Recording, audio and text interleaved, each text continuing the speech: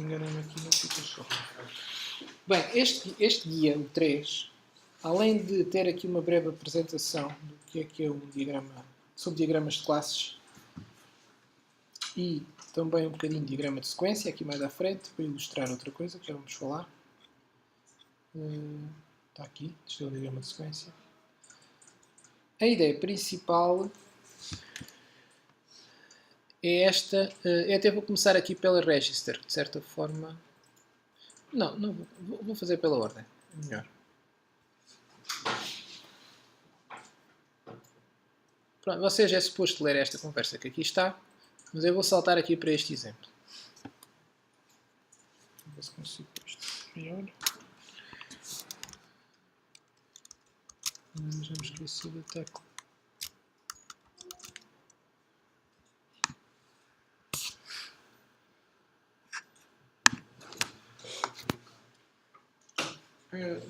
Abram vocês também aqui nesta página para seguirem melhor, talvez seja melhor. Vou estar aqui a perder tempo a ver. Vejam, neste código, isto falta aqui a linha classe dispenser. Portanto, isto é a classe dispenser, um bocadinho da classe dispenser, já alterada no sentido que se pretende neste dia. E esta é uma nova classe que se pretende acrescentar. Então, se repararem, o que acontece é que a nova classe que se pretende acrescentar trata da parte do dinheiro. Então, as duas variáveis que existiam à partida da dispenser, que era o total money, que é o dinheiro das vendas. Isso que é isso. Só por isso é o contrário. E o outro, que é o dinheiro que a pessoa vai colocando aos poucos. Que esse é o current money. O current money é o dinheiro das moedas que foram sendo colocadas. O total money é o dinheiro das vendas. Esses dois dados passam a estar numa nova classe. Essas variáveis. Portanto, estamos a tirar parte das responsabilidades da classe dispenser para outra. Mas, em rigor, não é bem tirar as responsabilidades, porque nós vamos continuar a ter aqui o método insert coin e todos os outros que vocês utilizam nos métodos de teste. Portanto, aqueles métodos de teste que fizeram para o guia prático 2, que testam o insert coin, o sell product e o cancel, no fundo é a inserção de moedas, o cancelar e a venda, devem continuar a funcionar, esses métodos. Mas nós vamos fazer uma alteração que é invisível para o código de teste. Ou para o utilizador, se quisessem, se fosse o caso de haver uma interface com o utilizador. Vamos melhorar o código por dentro. A classe dispenser continua a ter o método insert coin. Por dentro é que ele vai mudar. Agora já não vai fazer o que fazia, que era acrescentar a moeda ao somatório das moedas inseridas, devolver esse valor. Vai chamar outro método insert coin que está noutro objeto, que é este coin box, que é um objeto do tipo da outra classe que criamos entretanto. Portanto, o que é que acontece? Nós continuamos a pedir, a informar, se quiserem, a dispenser que inserimos uma moeda com o insert coin, tal e qual como fazíamos antes. Portanto, para quem está a utilizar o objeto dispenser, nada muda. Esse é um dos objetivos disto. É não quebrar o código que estava a utilizar a dispenser. Mas a dispenser deixa de tratar disto diretamente e passa a delegar essa responsabilidade, que é o termo que se usa, de delegação. Passa a pedir à Coinbox para tratar da inserção de moeda. Na verdade, tratar de registar que foi inserida uma moeda. E por isso chama o método insert coin que está no Moneybox. Portanto, repara, nós pedimos à dispenser a mesma, fazemos dispenser.insertCoin, tal e qual como se fazia antes. Portanto, o código de texto mantém-se igual. Mas agora, a Moneybox, agora a dispenser, dentro do seu método insertCoin, simplesmente chama outro método insertCoin que vai, de facto, acrescentar a moeda, como o outro fazia, e devolver o valor, como também o outro fazia, e é esse valor que é devolvido, que é também devolvido pelo insertCoin da dispenser.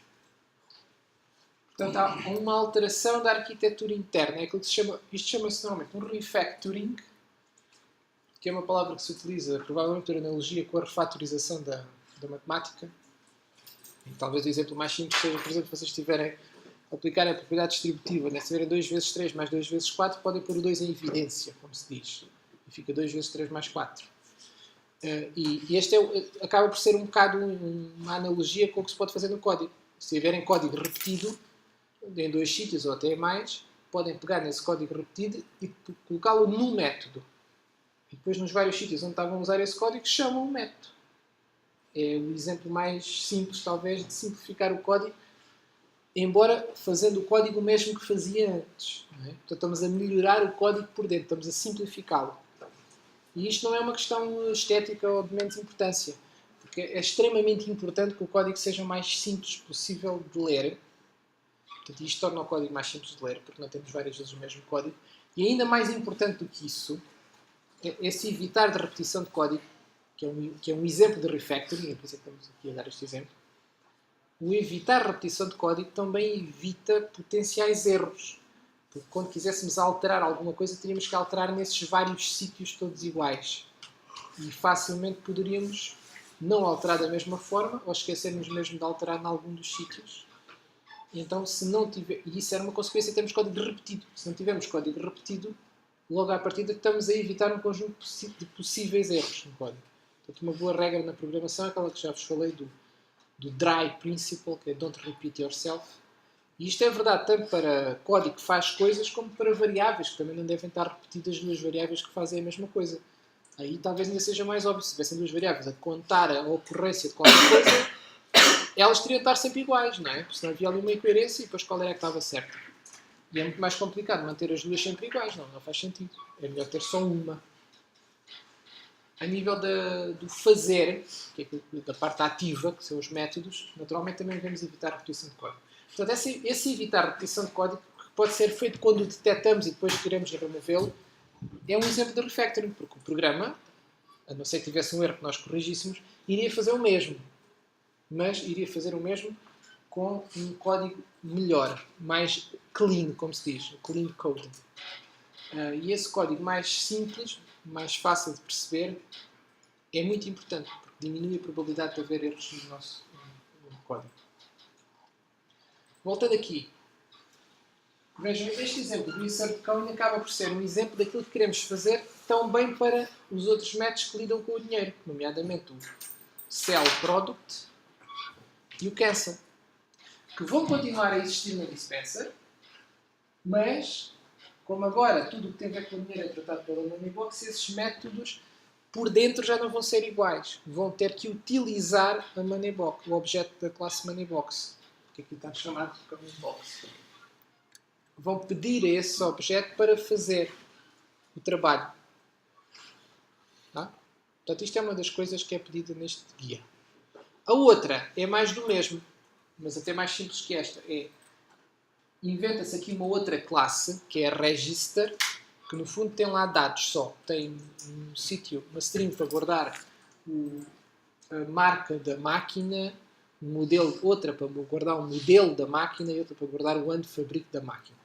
Então, se nós quiséssemos ter essa informação guardada no objeto dispenser, em vez de ter lá essas 3 variáveis, como elas acabam por estar muito relacionadas, é melhor criar uma nova classe, que chamamos de Register, aqui que seria o registro da máquina, e colocamos essas 3 variáveis dentro da variável Register. Então criamos uma classe Register, tem lá 3 variáveis dentro, tem um construtor para lhe pôr os valores, e fica lá, é como se tivéssemos uma caixa com 3 variáveis dentro, em vez de termos as 3 variáveis soltas, por assim dizer, dentro da classe dispenser. Portanto, fica mais arrumado. Aumentamos, aumentamos aquilo que se chama o encapsulamento, que é um dos princípios da programação orientada para objetos. Se há ali coisas que se relacionam logicamente, elas devem estar de facto juntas em termos do código. Porque senão, se elas estivessem ali, nós íamos estar constantemente, cada vez que lidávamos com ela, a lidar como se elas estivessem relacionadas. Mas elas não estavam realmente relacionadas. Tínhamos que estar sempre nós a ter esse cuidado. Se as pusermos noutra classe, somos muito mais obrigados, por um lado, fica logo claro que elas estão relacionadas. Por outro lado, nós somos obrigados a tratá-las como relacionadas, porque elas vão estar numa classe nova separada. Essa classe nova é esta classe Register. E vejam, por exemplo, deixa-me ver se está bem. aqui o construtor da dispenser pode ter os parâmetros que tinha e acrescentamos-lhe um parâmetro que pode ser o register. E nesse caso fazemos simplesmente is register igual ao que recebe. O que é que isto significa? Que aqui o nosso código de teste, né? Este código de teste poderia simplesmente criar o objeto register antes e passá-lo, em vez de ter. Ou também poderia, embora aqui não esteja, passar os vários parâmetros, que são duas strings e um número, aqui, em vez do R, e depois lá dentro da dispenser é que criava o objeto register. Também era outra hipótese. Mas a que está aqui é simplesmente isto. Cria um objeto. Reparem que é um objeto muito simples, é simplesmente para agrupar aqueles três dados, duas strings e um número inteiro. O modelo, a marca, a marca, exato, e o quanto fabrico. Agora para, este é um pequeno exercício. Quando pedirmos à dispenser qual a marca, faremos, por exemplo, getBrand. Fazemos dispenser.getBrand. E o que é que vos parece que esse método getBrand na dispenser terá de fazer? Vejam que a dispenser não tem lá um objeto brand. Pois, quem tem é register. Portanto, o método getBrand na dispenser o que vai fazer é vai chamar o getBrand da register. A register aqui a rigor tem o brand e vai fazer return brand. E o getBrand na dispenser vai chamar o getBrand da outra, que é também uma coisa que temos com insert code. É uma delegação direta. Nós pedimos à dispenser, mas a dispenser em rigor não sabe de responder. Ele vai pedir a outro objeto para ele fazer isso. E dar-lhe o resultado para ele depois devolver. Do ponto de vista do utilizador da dispenser, no nosso caso é o código de teste, não sabe o que é que a dispenser fez para obter aquilo. Podia ter lá diretamente a variável, mas também podia não ter. Este guia, na prática, resume estas duas coisas. Vejam, aqui está um diagrama de estrutura, vou mostrar como é que aquilo fica. Portanto, a dispenser tem lá um objeto register. Aqui devia dar para ter muitas coisas. Este register aqui. Mas o register tem lá dentro duas strings e um inteiro. As strings em rigor ainda são também objetos. Quando nós pedimos à dispenser, na verdade a dispenser vai pedir ao register. Mas isto mostra a estrutura. O que é que acontece? O que acontece é exemplificado por este diagrama. Isto é o nosso objeto dispenser, isto é o nosso objeto register, o tempo é de cima para baixo. Então, se nós no código de teste chamarmos um getModel, portanto, no fundo, pedimos à dispenser para nos dar um model, chegamos aqui a um método da dispenser e esse método da dispenser vai chamar o getModel, que corresponde a executar outro método aqui na register. E esse método depois devolve e depois este devolve. Portanto, o tempo é de cima para baixo, portanto, primeiro fica esta linha, depois esta, depois esta, depois esta. Portanto, isto é um diagrama, é um exemplo de um diagrama de comportamento que mostra o que acontece no programa. Enquanto que este aqui seria um exemplo de um pequeno diagrama de estrutura, porque mostra como é que as coisas estão arrumadas, mas não mostra o que é que acontece.